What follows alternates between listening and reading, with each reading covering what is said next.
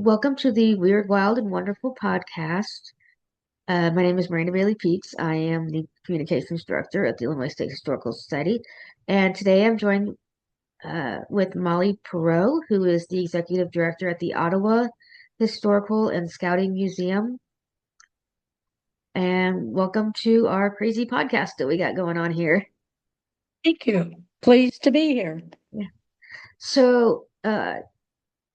I've been to the Ottawa Historical Museum and the Scouting Museum once. And there are some fantastic exhibits there. What's probably your favorite exhibit at the Ottawa Museum right now? Well, right now we have our veterans exhibit up. We do a veterans exhibit in November each year. Hmm. One of our ladies who was prominent back during World War II, her family owned a bar and a restaurant, and she did scrapbooks of newspaper clippings Hmm. of all the gentlemen who were in World War II. She ended up with 7 scrapbooks. And Wow. we've been scanning one scrapbook a year. We're on book number 4, Dan. Book number 4 this year. Hmm. And we do each individual article so that we can alphabetize the stories so that if you want to come in and see if your ancestor is listed, Hmm. they're pretty much alphabetical, so they're easier to find. We rotate that. We do it once a year. We're about to rotate that exhibit out and introduce an exhibit on the bridges. Okay. We're the town of Two Rivers. We have bridges over the Fox, and we've had bridges over the Illinois. Hmm. And we are a canal town, and we have the Illinois-Michigan Canal about a block up the street north of us. Hmm. And we sit on what used to be the old lateral or side cut canal. Okay. Um, Back in the day, they cut a lateral canal from the main canal, Hmm. and all along that route, factories and everything. That made Ottawa. Ottawa's a canal town. Hmm. So we have the canal. We currently have a very nice exhibit up. Back in the day, say November, no, say April, Hmm. about 1865. John Dean Caton, who was a prominent man here in town, and he was a Supreme Court justice for many years. Hmm. He lived here in Ottawa. He had a home up on the North Bluff in Ottawa. And in 1842, he was approached by a group of men, and they wanted to have the very first telegraph company or lines in Illinois. Hmm. And Judge Caton helped them get that set up.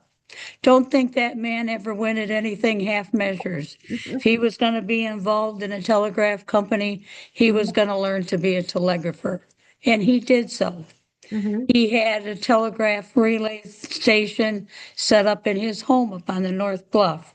Hmm. So in April of 1865, 9:30 at night, the rest of the family was all in bed. Hmm. John Dean was still up. All of a sudden, click, click, click, click, click, click. Telegraph went off in his house. Hmm. And he thought, what is that? So he got up and went to look. And it was a message notifying him that the war was over. Lee had surrendered unconditionally. Yep. Can you imagine the excitement? That must have been an 4 years the people had yeah. been under stress for that. And Hmm. here he had news that it was over. So what did he do? He was so excited. He went next door to his neighbor, Lorenzo Leland, and Hmm. they went next door to T. Lyle Dickey, who was another judge. And they were all excited. So what could they do to notify people about that?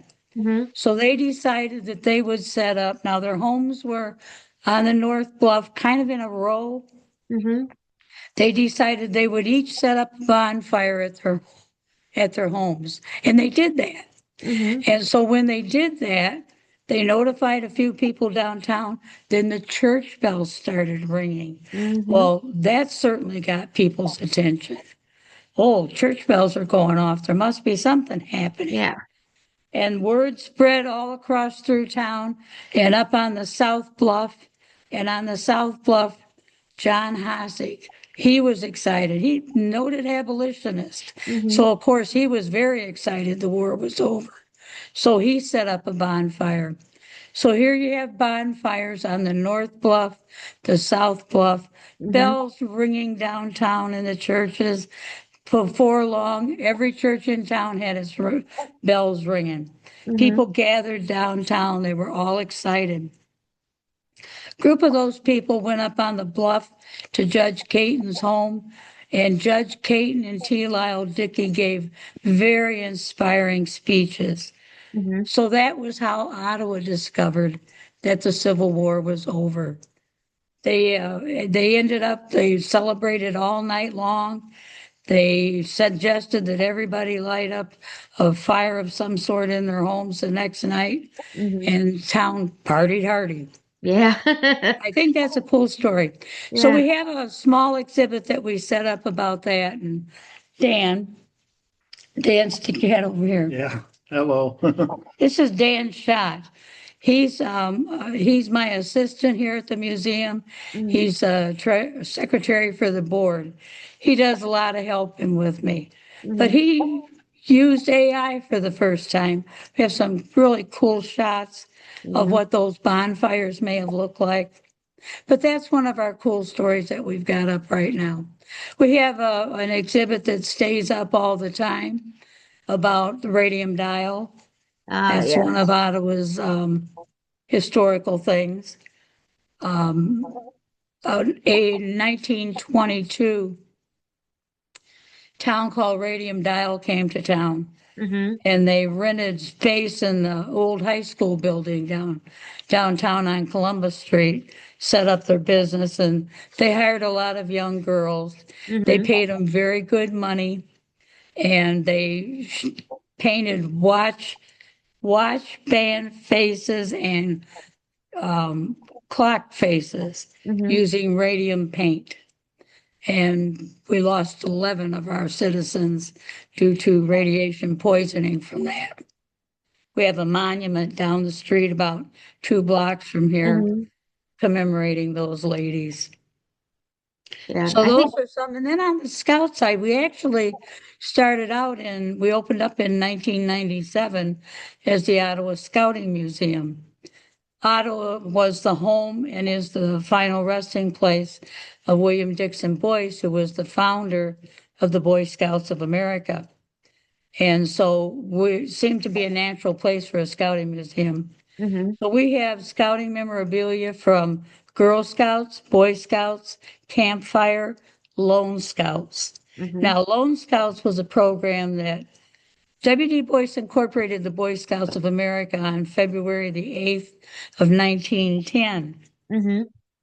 About April of that year, a gentleman named Edgar Robinson, who found out that Boyce had started the Boy Scouts, and he was running programs that were similar to the Boy Scouts that Baden-Powell had started in England, Mm-hmm. found out that Boyce had the name and everything. So he contacted Boyce and they had a meeting and they decided that the Boy Scouts of America should go forward. Mm-hmm. But they agreed that they couldn't do it alone. So they drew into their group a gentleman named Ernest Thompson Seton, who in 1902 had begun a program for boys on the East Coast that he called the Woodcraft Indians, using Okay. a Native American theme. And they also drew in a gentleman named Dan Carter Beard, who was affectionately referred to as Uncle Dan. Mm-hmm. And he had started a program for boys in 1905 that he called the Sons of Daniel Boone, which had a Okay. pioneering theme. So these gentlemen all worked together and they got the Boy Scouts up and running. One of the first things they did was they hired a professional to run the program. W.D. Boyce didn't really agree with the philosophies of Mr. West, which was the gentleman they hired. So he committed his finances to the program and he carried through with that. But he really didn't pursue working with the Boy Scouts. But in about 1916, he got to thinking about boys who maybe lived out in the country. Mm-hmm. 1916, parents weren't carrying kids back and forth to meetings like Right. they do today. So he contacted his friend Baden Powell and he said, "What do you do with kids that live outside the cities?" Mm-hmm. He said, "Well, I have a program called Lone Scouts." So in 1916, WD incorporated the Lone Scouts of America. He ran that through his publishing firm in Chicago, Mm-hmm. and he had staff that took care of all the advancement for boys and whatnot. They produced a magazine called the Lone Scout Magazine, and there were some pretty prominent people that went through that program. So he had the Lone Scouts, and he kept that pretty much in his own hands and through his publishing firm. He merged it with the Boy Scouts in about maybe 1927. Okay. And last count I had, there were still a few Lone Scouts in scouting today. They were kids who were maybe unable to attend troop meetings due to some disability, Mm-hmm. or who were homeschooled and didn't have a school to go to. So that was the Lone Scout program. And we inherited a collection from a Lone Scout museum that was out in North Carolina. So we have a very nice collection of Lone Scouting memorabilia. There was a gentleman in Indiana several years ago who came through, and he was an avid scouting memorabilia collector. Mm-hmm. And he said, "Someday I'm going to give up my collection and I'll be back." And I had forgotten him, to be honest, but he did come back. And he brought us a marvelous collection of scouting memorabilia, Girl Scouts and Boy Scouts. And one of the things he had was a 100th anniversary of scouting electric train. Oh, wow. And I've always wanted a train for the exhibit, Mm-hmm. because I know kids like trains. And so when he said he was bringing the collection and he was going to have to make more than one trip, I said, Mm-hmm. "Please bring the train in the first trip." Exactly. So now we have a very nice model train set up. It's got a little dinosaur park at one end and the whole 9 yards. So we have a nice train collection too. But there's lots of history. The Boy Scouts of America, when they got founded and they got started, they decided that here you got Boy Scouts in Ottawa, Illinois, Mm-hmm. LaSalle County, Illinois, but you have scouts all over the country. So they set up a thing they called a national jamboree that was conducted every 4 years. And in 1953, now when they first started them, they were rotated and they were held in different places. Mm-hmm. In 1953, the jamboree was held in Irvine, California. And with this collection, the gentleman from Indiana brought us. He brought a small frame from the 1953 Irvine, California Jamboree that has a little diary. When the kids went to a jamboree, Oh, they got a little nice. paper diary that they could make notes, what they Mm-hmm. had done, what they saw, and a little photograph album from a little kid from Illinois whose name was Jimmy Brady. He ended up being the James Brady who was press secretary for Ronald Reagan, Oh, that wow. was shot when Reagan was the Brady Bill. Uh-huh. So we have some of his scouting memorabilia as well. Cool stuff. Cool Yeah. stuff. Yeah. Very cool. We have a really cool thing as to the LaSalle County. Several years ago, I think about 2022 maybe, Mm-hmm. the LaSalle County Historical Society sent out an email with a list of all the museums and historical research groups in LaSalle County. Mm-hmm. So I sent an email to all of them and invited them to come to Ottawa and share together. Mm-hmm. And we started meeting quarterly. And for other museums, this is a really cool thing. We meet quarterly, we share information and stuff back and forth. Mm-hmm. We ended up, we created an event that we do annually. We've done it 4 years, I think, based on a thing that I used to do for the Scouting Museum years ago. I created a program called, well, the first one we did for the museum, Scouting Museum was, I called it Five on the Fly. Okay. We had 5 museums that participated in it. We developed a small passport, Mm-hmm. and we did it in February when none of us had a lot of visitors. We Exactly. thought it was a way to encourage visitors to come. Mm-hmm. So we issued a passbook, and if you say you and your husband want to tour some museums during President's Weekend on, say, Mm-hmm. Saturday, you could come to any of the, at that point, 5 museums and pick up your passport. Mm-hmm. Passport to cost you $1 per person, so 2 people, you get one book, $2, Mm-hmm. and you could tour 5 museums over 3 days. Oh, wow. When we put this group together of all the county museums, this year we had a baker's dozen, Nice. 13 museums that participated. Fascinating stuff. And this was our biggest year so far. We have museums and we have the Reddick Mansion, Caris Mansion, the Mm-hmm. Genealogy Guild, museums in Ottawa, Norway, Earlville, Sheridan, Utica.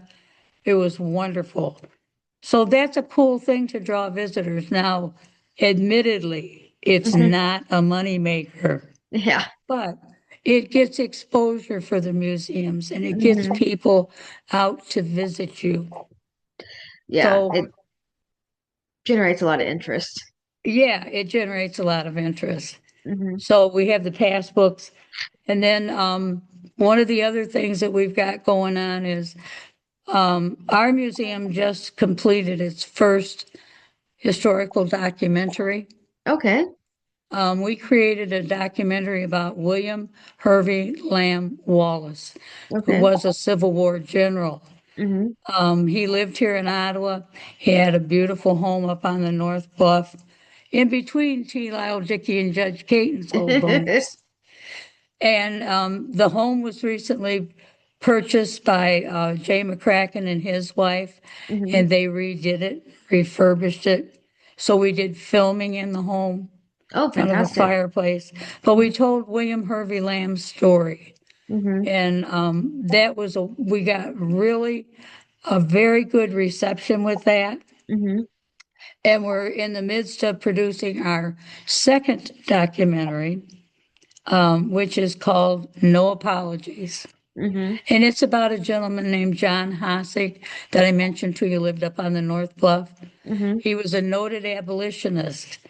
And in 1859, there was a runaway slave named Jim Gray from New Madrid, Missouri, that ended up Mm-hmm. here in Ottawa in court before Judge Caton. Mm-hmm. And as he was being led out of the courthouse, Mr. Hossick and some of his friends separated him from the marshal and they scurried him away to freedom to be a freed slave. Mm-hmm. So that's Nice. our documentary that we're working on now. Cool stuff. Uh-huh. Where can they find the documentary on General Wallace at if they want to look that up? It's not available online or anything yet. Uh-huh. Once we get the one on Hasek out, we're talking about getting it put up where people can view it. Okay. We've trying to get it into the schools for Mm-hmm. history. Haven't made much headway in that yet, but we're working on it. We're working on it. Yeah. Yeah. But the Now, people who came to see it, Peg Reagan, who's here in Ottawa as well, she applied for a grant with the Illinois Arts Council for mm-hmm. those 2 documentaries. And that gave us the opportunity to employ Chris Falillo, who Mm-hmm. provided background music for the documentaries. And he's in the process of putting the background music to the Hossack story. Oh, That will be fantastic. shown locally in June. Mm-hmm. And then in August, the city of Ottawa is celebrating America's 250th Mm-hmm. with an event that'll run from August 15th to the 23rd, and we're calling it Debate Days. Okay. Ottawa's the home of the first Lincoln Douglas debates, Mm-hmm. and we have activities scheduled all those days going on. There'll be lectures here at the museum. We're going to have a fair, like a county, similar to a county fair day Mm-hmm. on Saturday. We have reenactors who will reenact a portion of the debates Mm-hmm.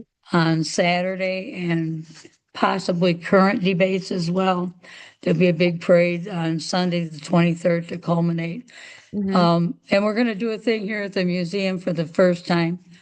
We're going to learn with this one because I don't know how to do it, but we'll figure it out. We'll But figure it we're going out. to do a jigsaw puzzle contest. Oh, nice. Never have seen one, but I've Googled it and looks like a lot of fun. Yeah. So we're going to do that. LaSalle County Museums, there's a bunch of stuff going on.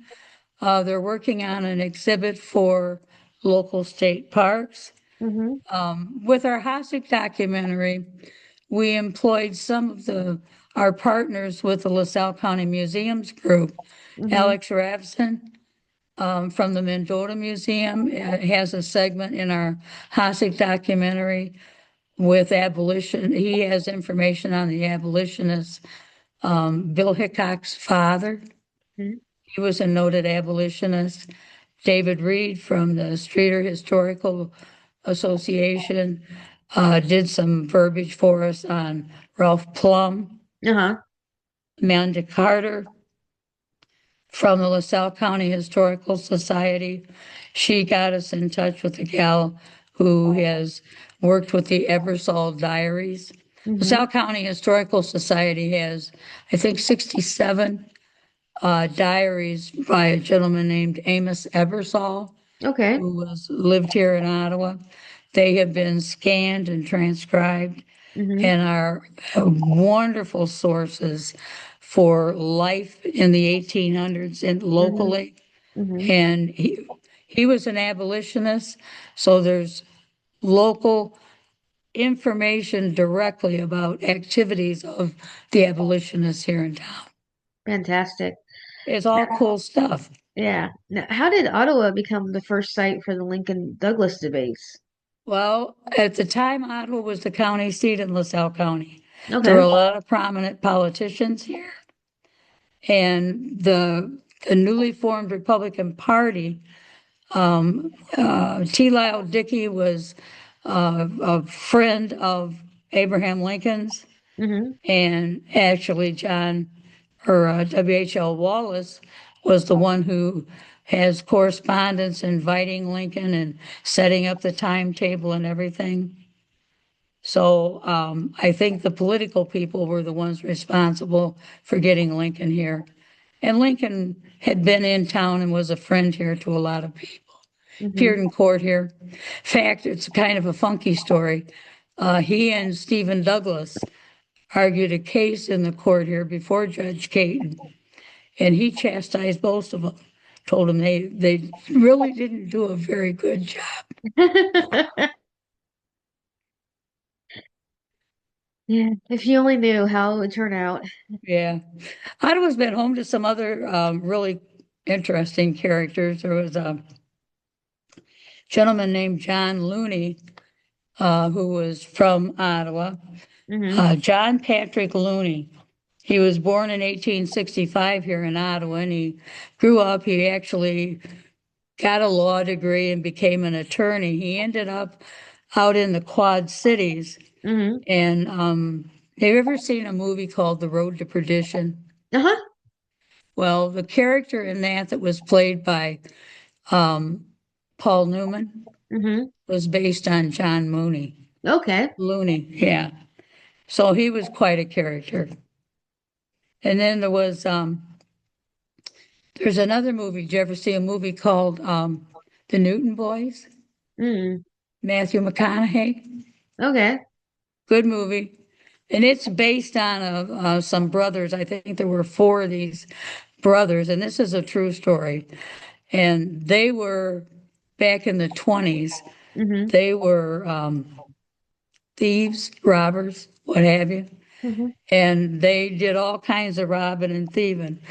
And so they did a train robbery at a place called Rondout here in Okay. Illinois, which is one of the burbs up by Chicago.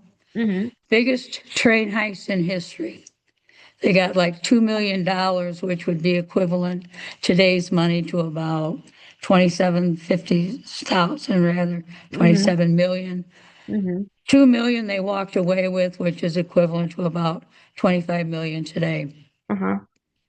Those four brothers, one of them got badly shot during the robbery and what have you, but when they went to split up the loot, they brought it here to Ottawa in a building behind us and over a little bit, Uh-huh. where they actually came to town and split that up. Nice. Yeah. Ottawa's a big manufacturing town. All Mhm. of us around here. Um, there's kind of an interesting thing. We used to have a cucumber factory. Mm. Cucumbers. Um, Cucumbers, can you believe? It was down in a little residential area here on the west side, but there was a big, like a big, huge greenhouse where they grew cucumbers and they made pickles. Oh, We had a pickle nice. factory. We had I mentioned the telegraph factory. Uh-huh. We had a buggy manufacturer who, Simeon Gay, Mhm. established a buggy factory. We're the home for Peltier Glass Okay. with all of our local sand deposits. We're a natural for gas. Not only Ottawa, but Streeter still has glass producing Mhm. factories running over there. But Peltier's became famous for marbles. Mhm. Um, Kids, when I was a kid, that was a big thing playing Oh, marbles. yeah. I remember my brother, kids knuckles down. Here comes a kid with a bag of marbles. Look Mhm. at another kid, he's got a bag, knuckles down. Down on their haunches, circle on the ground. They Mhm. start to play marbles.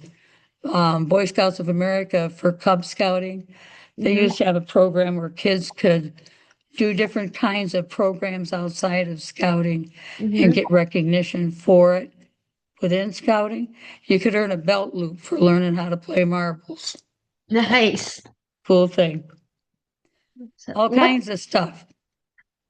what's some of the urban legends or myths about Ottawa that people still believe that just aren't true that need to be dispelled? There's a tunnel. A Uh-huh. tunnel. Oh yeah, they're from well, Dan, you tell them. All right. Here. Supposedly, there's a tunnel system from the Hasek Mansion on Scoot over. the south side to Reddick's Mansion downtown that was used for hauling slaves. But we found out that there is no tunnel. So they thought it was used in the Underground Railroad, and that's one of the urban myths around here that there were conductors on the Underground Railroad in this area, Hmm. but they did not use the tunnel. So Okay. One of the other things that's kind of funny, when I grew up, there was a home down on Ottawa Avenue, Uh-huh. which is on the west side of town. Beautiful old home that was built by a guy named Edward Cassius Smith. And Hmm. he and his wife and two daughters lived in this home. And there was always a story around town that when the last Susie Swift, moved out of the home, it was torn down.